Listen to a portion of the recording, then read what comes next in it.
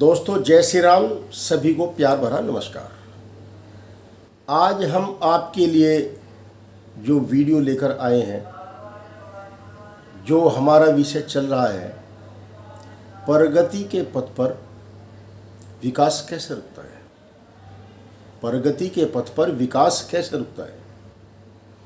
इससे पहले जो वीडियो बनाई थी आपको मस्तिष्क रेखा के कारण भी बता था, हृदय रेखा के कारण बता था, विवाह के कारण बता था। आज आपको बताएंगे बीमारी के कारण। यदि किसी परिवार में कोई गंभीर बीमारी लग जाती है तो भी प्रगति का पथ, विकास का पथ रुक जाता है। क्योंकि कई बार तो घर का मुख्य व्यक्ति ही बीमार हो जाता है। यदि घर का मुख्य व्यक्ति बीमार हो गया और गंभीर बीमार है तो प्रगति का पथ वास्तव में ही रुक जाता है। कहीं की तो नौकरियां छूट जाती हैं, ड्यूटी तो करनी पड़ेगी। मान लो कोई सरकारी कर्मचारी भी है और गंभीर बीमारी का पात्र बन गया, तो नौकरी छूट जाएगी, विकास रुक जाएगा।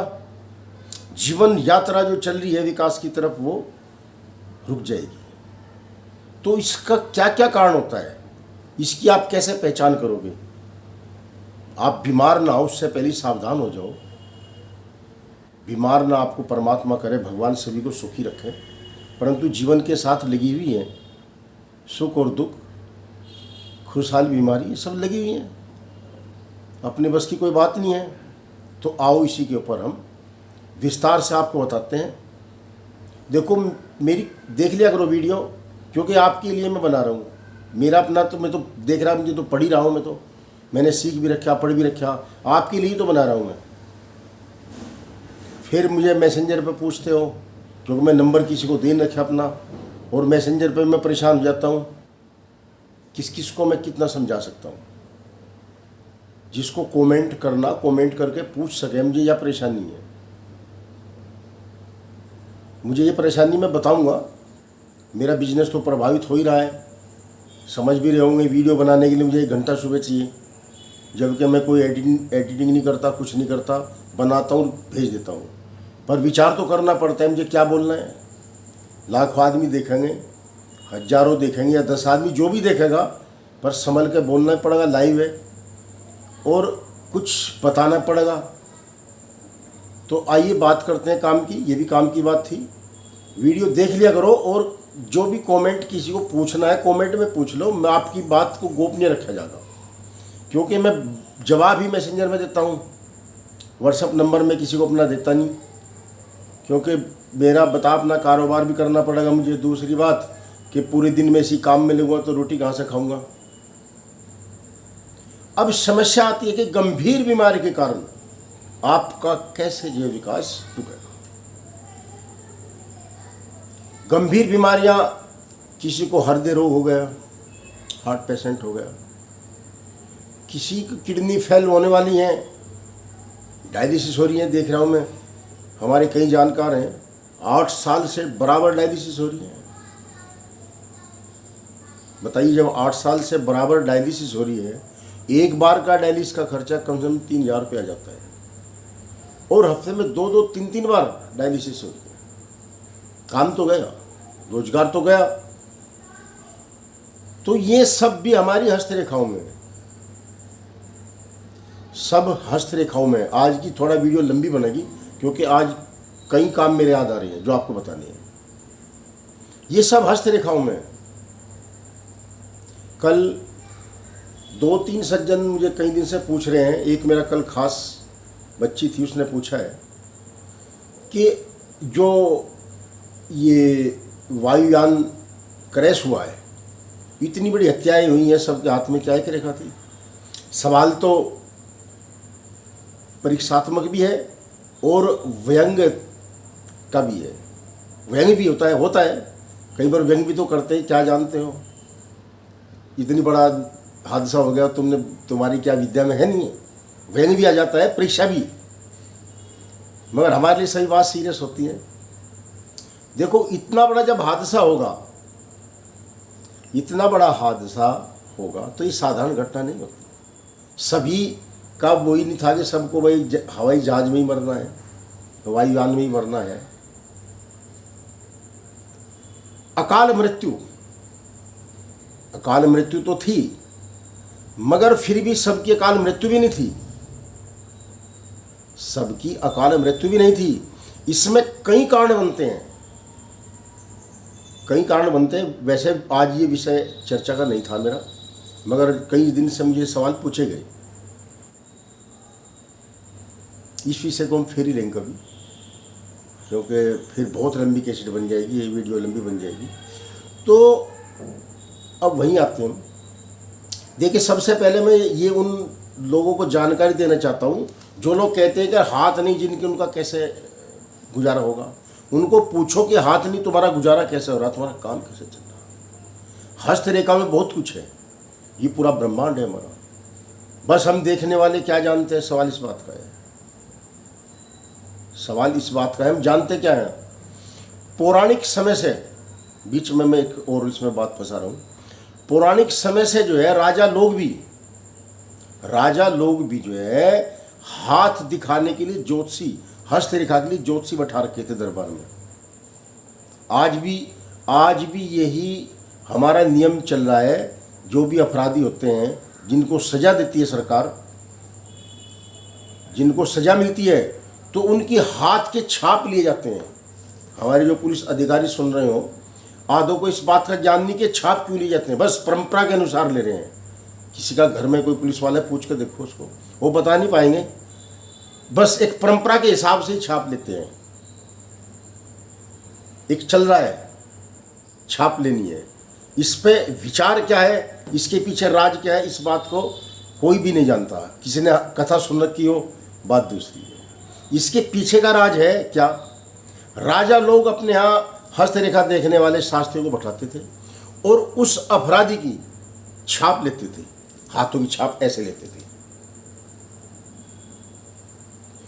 तो उसको जो है फिर वे हस्तरेखा शास्त्री जो है अपने दिमाग से देखते थे, ये अपराधी है नहीं है। किसी ने हत्या कर दी तो उस हत्या तक के भी इसमें होते हैं। हत्या का अपराध है, डकैती का अपराध है, मारपीट का अपराध है, सब कुछ हाथों की रेखाओं में है।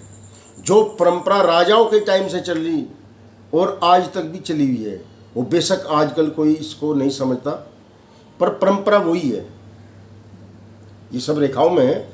ये सब सार्वजनिक करना ठीक भी नहीं होता। हम किसी को बताएं इसका हत्या का हाथ है, इसका अपराधी है, ये डकैत है, फलाना ढिकना, ये सब विषय बताने का नहीं है। हीन भावना आ जाएगी, सामाजिक हीन भावना आ जाएगी। परंतु इसके पीछे राज यही है, जो लोग हस्तरेखाओं को नहीं मानते, तो ब्रह्मा जी ने खुद संरचना में इसको, अगर जब मानव की उत्पत्ति की थी, तो सबसे पहले जो है ये जिम्मेदारी दी थी, जिसे डिपार्टमेंट बांटते हैं, कि हस्तरेखा भी भविष्य भी इसका साथ जाना चाहिए। तो वही आता है। रोग के कारण, गंभीर रोग के कारण कैसे जो है हमारा प्रगति का पथ रुक जाएगा। ये हमारा हाथ का नक्शा है और ये हमारी जीवन रेखा है। ये जीवन रेखा है, ये जिसको हम जीवन रेखा कहते हैं। 7 का गुणनफल मैं पहले अपनी वीडियो में बता रखा। किस आयु में जो है गंभीर बीमारी होगी, बहुत सा तो क्या, इसके लिए हमें सबसे पहले, मान लिया कोई बचपन से ही कोई बच्चा पैदा हुआ घर में और बचपन से बीमार है, तो उसके लिए लेफ्ट हैंड का देखना जरूरी हो जाता है। लेफ्ट हैंड, बायां हाथ देखना जरूर हो जाता है, क्योंकि वो जन्मजात अवगुण लेकर आया है कि वो बचपन से ही बीमार है। शुरू में ही उसकी रेखाओं में दीप बने हुए होंगे। शुरू में जो मूल क्षेत्र है हमारा आयु रेखा का, मस्तिष्क रेखा आयु रेखा दोनों ही मिलकर चल रही होंगी और शुरू में दीप, जंजीर, रेखाओं पे जाल बना हुआ मिलेगा। दोनों हाथ में हो जाता है, मगर बाएं हाथ में तो निश्चित है। अब यहां से हम उम्र की गणना करते हैं 7 से। कई लोग 10 का गुणनफल तैयार करते हैं, पर 10 का बहुत लंबा हो जाता है। 10 साल का पीरियड लाइफ में बहुत बड़ा होता है। होता तो 7 साल का भी है, पर 7 में बीच बीच में भी हम समझ लेते हैं, जो अच्छे रेखा देखने वाले हैं 7 का ही गुणनफल मानते हैं। 7, 14, 21, 7, 14, 21, 28, 35, 42। तो ये उम्र के किस पड़ाव पे है, ये बहुत बारीकी से देखना पड़ेगा। उसी पड़ाव पर जीवन रेखा पे रेखाओं में जाल बना हुआ होगा। जीवन रेखा यदि कटी हुई है, सूर्य रेखा हाथ में नहीं है, मस्तिष्क रेखा भी खंडित है, तो अकाल मृत्यु के भी लक्षण बन जाते हैं, अकाल मृत्यु बन जाती है। अगर आपकी जीवन रेखा कटी हुई है, खंडित है, दूषित है, सूर्य रेखा प्रबल है, मस्तिष्क रेखा प्रबल है, तो वो दोष खत्म हो जाता है। देखिए पूरा परिवार ही, अगर एक भी इंसान गंभीर बीमारी से ग्रसित है तो पूरा का पूरा परिवार प्रभावित हो जाता है और विकास रुक जाता है। तो ये आप अच्छे ज्योतिष से, हस्तरेखा वैज्ञानिक से, या कुंडली आपने बनवा रखी, मैं तो कुंडली पे थोड़ा कम बोलता हूँ, हस्तरेखा को ही मैं ज़्यादा अपना विषय मानता हूँ। तो आप किसी को भी अपना हाथ दिखाकर उपाय कर सकते हैं, और भौतिक, देहिक, देविक साधन सभी काम करते हैं। दवाई भी काम करेगी, और आपको कुछ दान पुण्य उपाय भगवान की शरण में भी जाना पड़ेगा। आशीर्वाद कह देते हैं, डॉक्टर भी जब फेल होते हैं क्या कहते हैं, देखो जी हमारा काम दवा देने का है, अब आप परमात्मा को याद करो, भगवान को याद करो। डॉक्टर भी ये बात कह देता है कि अब भगवान को याद करो।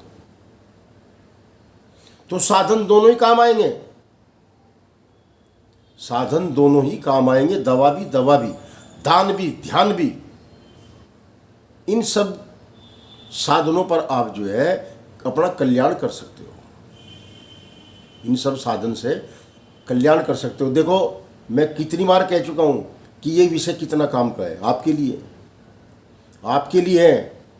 जब परेशान होते हो, देखो दुख आता है, तो तब सब चीज़ याद आ जाती है।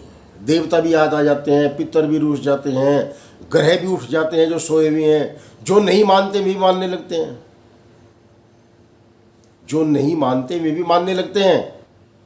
होगा जो तकदीर में लिख दिया ऊपर वाले ने, वो होगा तो, पर उसका थोड़ा सा असर कम हो जाएगा, रूप बदल जाएगा। अगर किसी को अकाल मृत्यु का भय सता रहा है, तो हो सकता है जीवन दान मिल जाए, थोड़ी बहुत बीमारी आए और चली जाए, थोड़ी बहुत बीमारी आए और चली जाए। पहले बता चुका, हमारे हिंदुस्तान में ऐसे ऐसे धर्मात्मा, ऐसे ऐसे दानी, ऐसे ऐसे कलाकार हुए हैं। सत्यवान सावित्री का मैंने जिक्र किया था पीछे। सावित्री ने अपने पति के प्राण बचा लिए थे, अपने पति के प्राण बचा लिए थे यमराज से, और चैलेंज स्वीकार किया था उसने। नारद जी सबसे बड़े ज्योतिषी थे। नारद जी बता गए थे कि जिसको तो अपना पति समझ आई है, उसकी तो आयु कम अल्पायु है, तो 1 साल बाद मर जाएगा, कि मुझे स्वीकार है, मुझे स्वीकार है। देखती हूँ यमराज कैसे उसको मेरे हाथ से ले जाएगा। वो समय आया और यमराज के हाथ में से ऐसे छीन लिया। तो पता होना चाहिए, ज्ञान उसको पता चल गया, उसने उसी पे काम शुरू कर दिया, उसने उसी पे ही काम शुरू कर दिया। अपनी निगाहों से, पति वर्ता निगाहों से उसको भगवान समझ के उसकी पूजा की, उसको देखा, उसका उपाय करती रही। समय के आते साथ उसकी साथ रही, समय के साथ जब समय आया मृत्यु का, उसकी साथ रही और यमराज से उसके प्राण वापस ले लिए। तो आप भी जो है समय से, अगर अल्पायु भी है, आप जो है अल्पायु भी है, उसको भी बचा सकते हो, क्योंकि तपस्या, दान, ध्यान और दवाई, इन सब में ताकत बहुत है। आजकल डॉक्टर भी खुदा के बराबर हैं, परमात्मा के बराबर हैं डॉक्टर भी। हॉस्पिटल तक पहुंच जाओ, मरीज सब जोड़ देते हैं, ठीक कर देते हैं और कहते हैं भगवान से प्रार्थना करो। वे भी कहते हैं, मैंने खुद देखा है। गर्दन का ऑपरेशन हुआ किसी जानकार का कि मैं अपना काम कर रहा हूँ, आप अपना काम करो, मैं अपना काम कर रहा हूँ, आप अपना काम करो।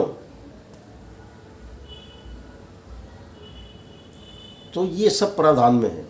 मैं भी अपना, लोग सोचते होंगे मेरा बेटा बीमार था, मैंने अपनी धर्मपत्नी को कहा कि कुछ धन की हानि है, सब ठीक हो जाएगा, कुछ धन की हानि होगी, ठीक हो जाएगा। अभी भी पिछले 20 दिन में 2 बार ऑपरेशन हुआ उसका।